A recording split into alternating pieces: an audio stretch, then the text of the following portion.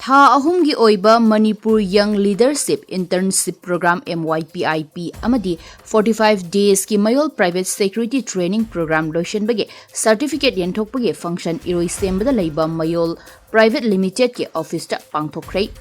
Thouram aduda Mayol Private Limited ki Managing Director Yumnam Gazzete Singh Security Training asige Trainer P Rajendra Maitei former SPG amadi hanagi retired DGP amadi ex Deputy CM oibiramba Yumnam Joy Kumar Singh na thouram mapu oiduna internship asida saruk yakiba intern taraga taret amadi security training mapan sing da certificate yenthokkhare amadi intern amadi trainee sing na makhoina program sing asi yawbada makhoi masada kanaba ahenba phanglakpa sing aju miyamda paudam ke